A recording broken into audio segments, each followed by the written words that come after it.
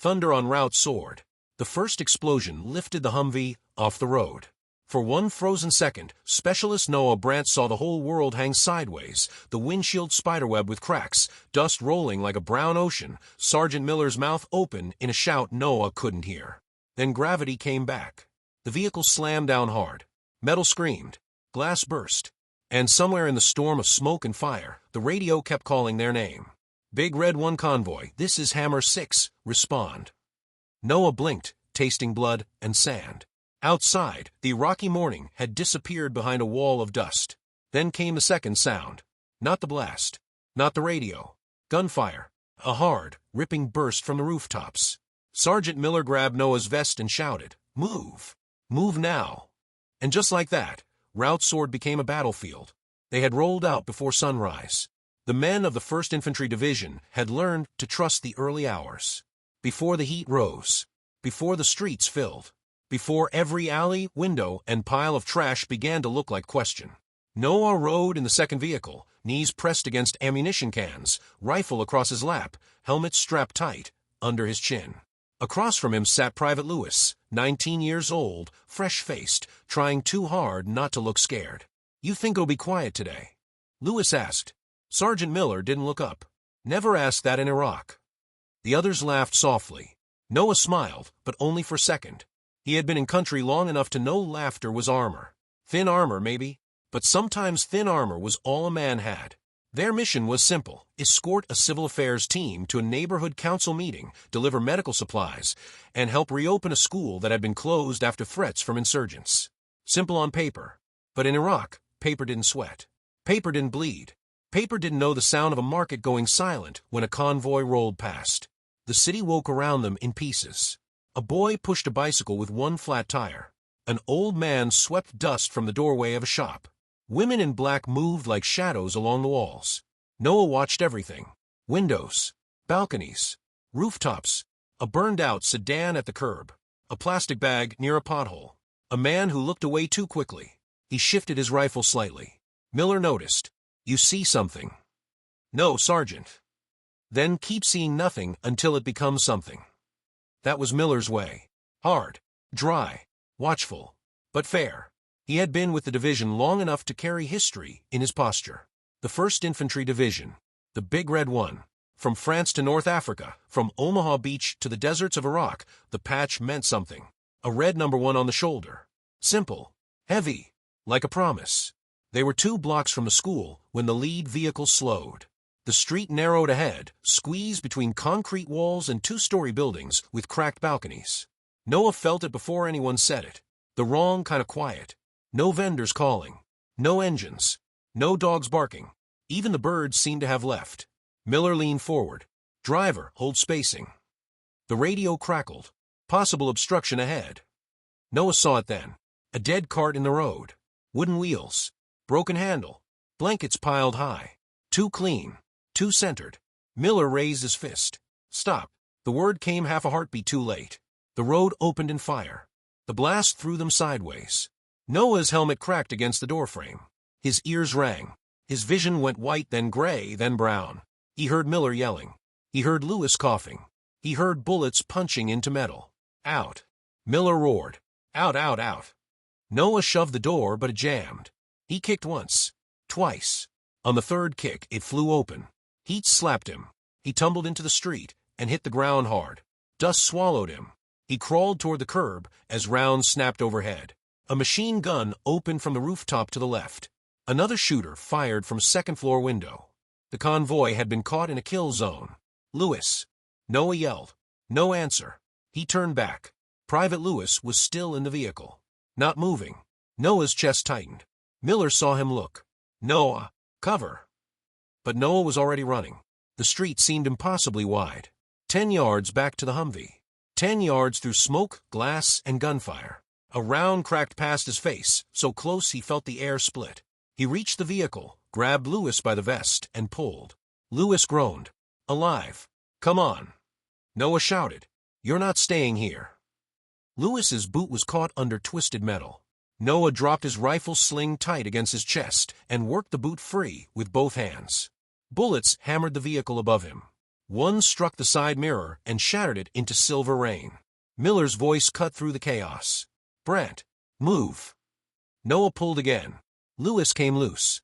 Noah dragged him backward, one hand gripping the vest, boots slipping on oil and dust. They fell behind a concrete barrier just as an RPG streaked across the street and exploded against the lead vehicle's front end. The blast rolled over them like thunder. Lewis coughed blood onto his sleeve. Noah pressed a hand to his shoulder. "You with me?" Lewis nodded weakly. "Still here." "Good. Stay that way." Sergeant Miller slid in beside them, face streaked with dirt. "You hit?" "No," Noah said. "Lewis. Shoulder and maybe ribs." Miller looked over the barrier. The street was a storm.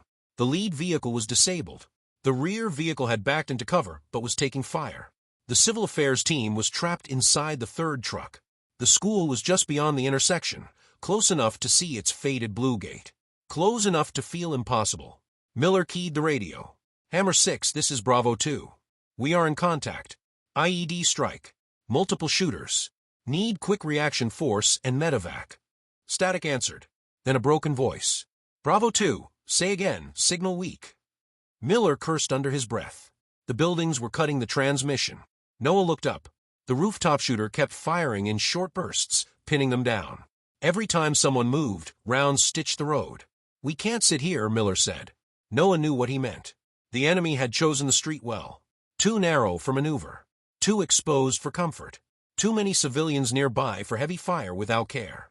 And somewhere beyond the walls, more insurgents were probably moving into position. This was not just an ambush. It was a clock. A small cry came from across the road. Noah turned. Through the dust, he saw a child crouched in the doorway of a shop. A little girl, maybe 7, frozen beside a fallen bicycle. Her eyes were wide. She was too scared to run. Noah's stomach dropped. Miller saw her too. For 1 second, the war paused between them. Then the rooftop gun fired again, chips of concrete bursting near the girl's doorway. Miller's jaw tightened. "Noah, I see her. We lay smoke. You go with Reyes." Noah looked at him. The command was insane. It was also right. "Ready," Noah said. Miller pulled a smoke grenade from his vest. "On my mark." Across the street, Corporal Reyes shouted from behind a wheel well, "Make it thick, Sergeant." Miller popped the smoke and threw it hard. Reyes threw another. White clouds burst and rolled into the street, swallowing the road. "Go." Noah and Reyes ran. They moved blind. The smoke burned Noah's eyes. Gunfire cracked through the haze. He could barely see Reyes 2 steps ahead. "Left." Reyes shouted. They slammed into the doorway. The little girl screamed. Noah dropped to one knee and held out a hand. "It's okay," he said, though she could not understand him. "We're getting you out." She shook her head, crying. Reyes fired upward toward the rooftop, then ducked. "We gotta move." Noah pointed to himself, then to her, then back across the street. The girl trembled. Then she took his hand. Noah lifted her and held her tight against his chest. "Go." They burst back into the smoke. Halfway across, the wind shifted. The haze thinned. The rooftop shooter saw them. Noah heard the burst. Reyes stumbled. "No."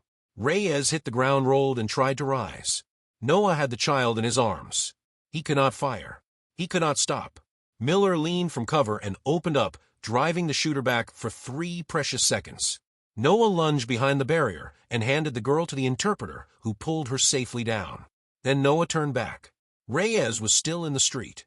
Everything in Noah wanted to stay behind cover. Everything in him knew better. He looked at Miller.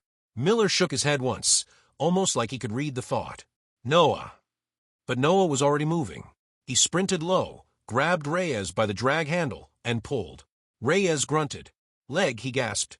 "I'm hit in the leg." "Then quit making it heavy," Noah snapped. Reyes actually laughed once, even through the pain. Miller and 2 others poured fire into the rooftop. Noah dragged Reyes inch by inch until hands reached out and pulled them both behind cover.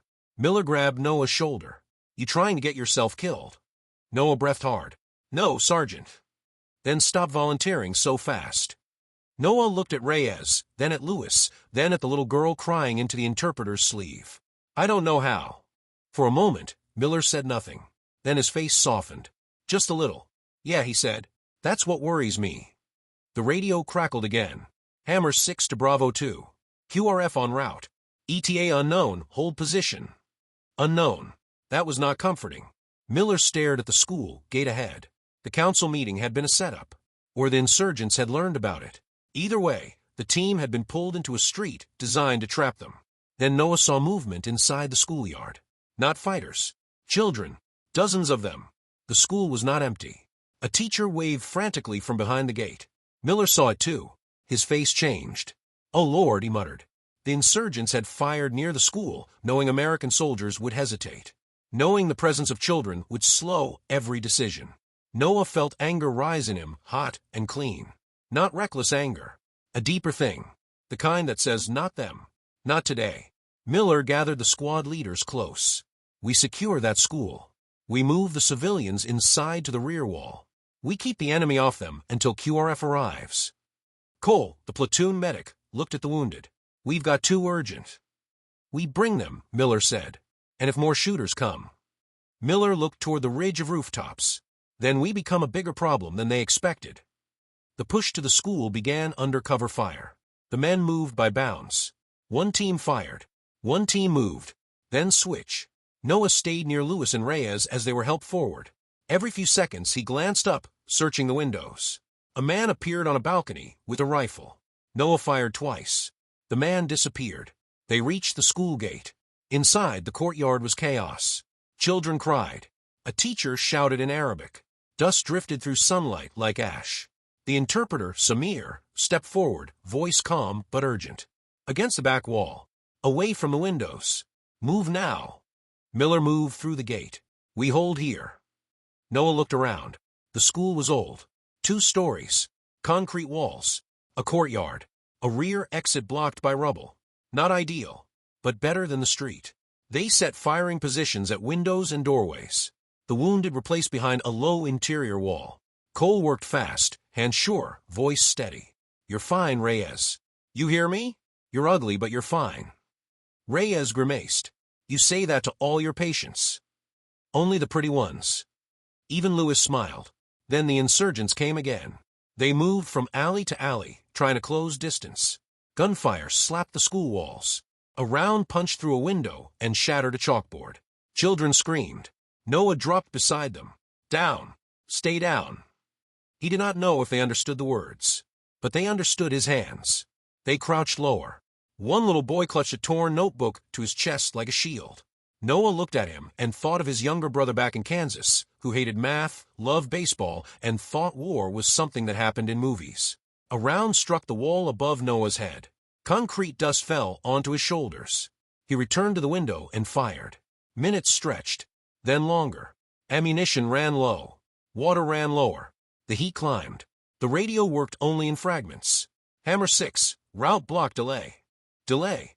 Another word Iraq had made cruel. Miller moved from man to man. Check ammo. Check sectors. Keep calm. When he reached Noah, he crouched beside him. "You holding?" Noah nodded, but Miller studied him. "I asked if you're holding." Noah swallowed. His hands were shaking. "I keep seeing the girl in the doorway." Miller nodded slowly. "That means you're still human." "Feels like weakness." "No," Miller said. "Weakness is forgetting why you fight." Noah looked at him. Miller's voice dropped. "You fight so somebody else gets to go home. That's the job." Noah nodded.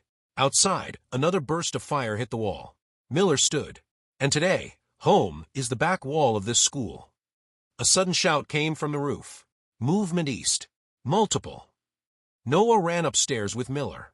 From the second-floor window, they could see the next threat. A pickup truck pushing through the alley. Fast. Too fast. Men in the bed. One with an RPG. Miller grabbed the radio. "All stations, RPG team, East Alley." Noah set his rifle against the windowsill. The truck bounced over debris, engine roaring. Noah slowed his breathing. The world narrowed. Front sight. Target. Dust. Sunlight. The man lifted the RPG. Noah fired. Once. Twice. The man dropped the launcher. The truck swerved, crashed into a wall, and stopped. For half a second, silence. Then the school erupted in cheers from the soldiers below. Noah pulled back from the window, heart hammering. Miller looked at him. "Good shot." Noah tried to answer, but his throat was too dry. Miller clapped his shoulder once. Good shot, he repeated. But the enemy was not finished. A new sound rolled over the city. A loudspeaker. A voice calling from somewhere beyond the street. Samir listened, face tightening. What's he saying? Miller asked. Samir hesitated. He says the Americans are trapped. He says no one is coming. The words moved through the room like cold water. Noah saw it hit the wounded first. Then the children. Then the soldiers. No one is coming. Miller stepped into the courtyard, dust and sunlight around him, big red one patch dark against his sleeve. He looked at his men. Then at the children. Then at the cracked sky above. No, he said, loud enough for all of them. That's a lie. Everyone turned. Miller continued. We are here. That means someone came. And we are not leaving these people behind. His voice was not polished, not dramatic, but it held, like a nail driven into wood. Noah felt something settle inside him. Fear was still there, but no longer had the floor.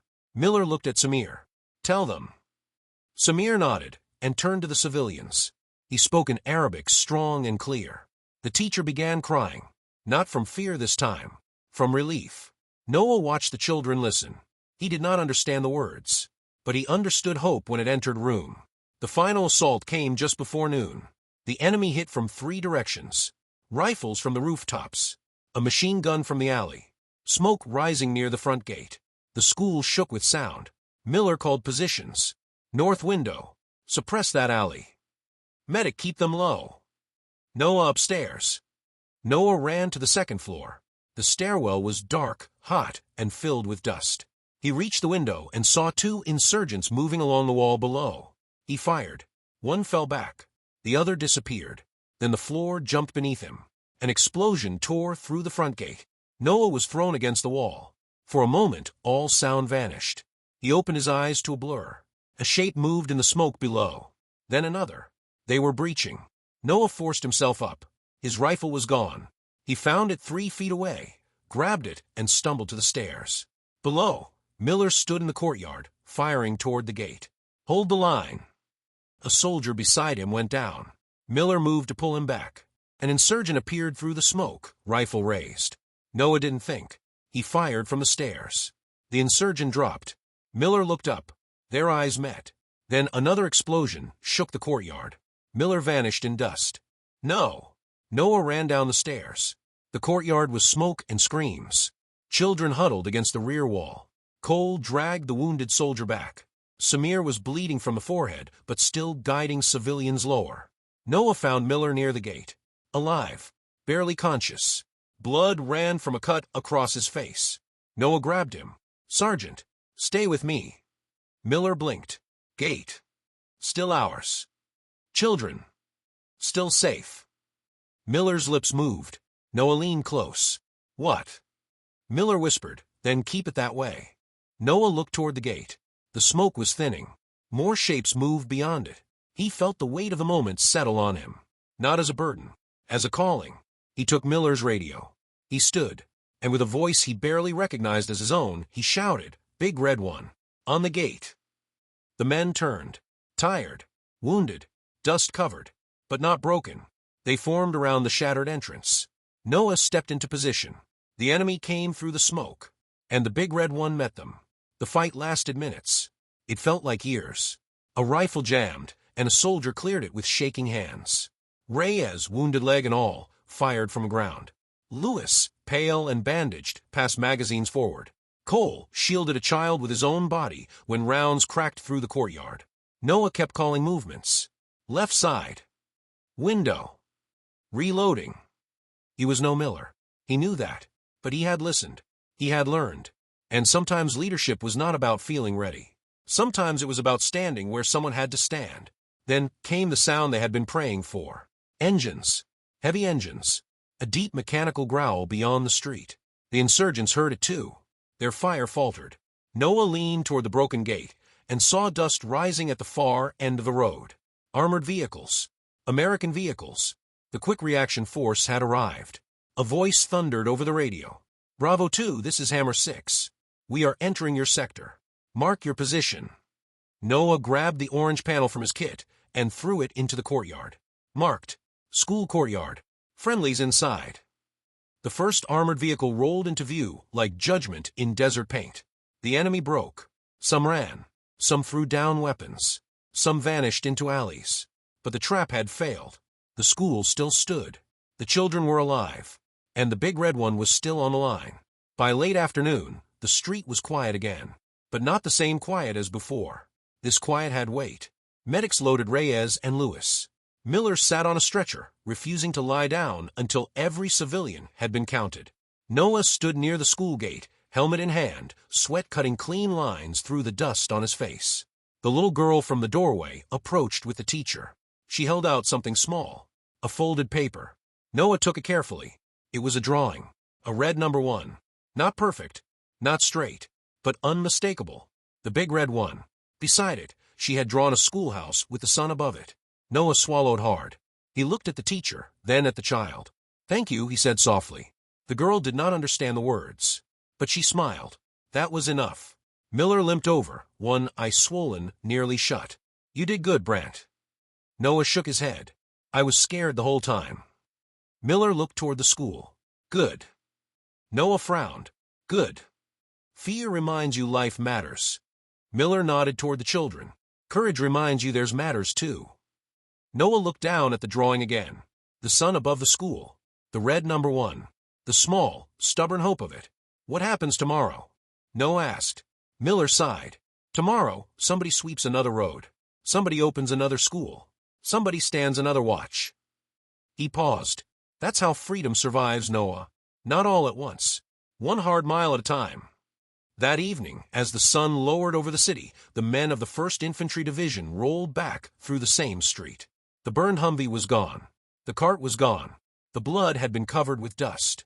But the school gate was open. And inside, children sat on the floor, while their teacher wrote on a cracked chalkboard. Noah watched until the convoy turned the corner. Then he folded the drawing and tucked it inside his vest, close to his heart. He thought of the blast, the smoke, the girl in the doorway, Miller standing in the courtyard saying, "That's a lie." And Noah understood something he had not understood that morning. War could break roads. It could break buildings. It could break bodies. But it could not break the duty of a man who still knew why he stood. And on that day, in that street, under that burning Iraqi sky, the big red one stood. Not for glory, not for headlines, but for the wounded, for the frightened, for the children behind the wall, and for the belief that even in a place torn by war, light was still worth guarding, because darkness does not need permission to advance. But courage? Courage steps forward anyway. Commentary note: this story is about courage under pressure, sacrifice for the innocent, and the moral weight carried by American service members in combat. It also points to the quiet kind of faith that shows up through action, protecting the vulnerable, standing firm when fear is real, and refusing to believe the lie that help and hope are gone. Historical note: this is a fictional story set during the Iraq War and featuring soldiers of the 1st Infantry Division, also known as the Big Red One. The division served in Iraq, including major deployments after the 2003 invasion, and U.S. forces often faced roadside bombs, ambushes, urban combat, convoy escort missions, and the difficult task of operating near civilian populations. The characters, mission, school, route sword, and specific battle events are dramatized and not based on one documented engagement.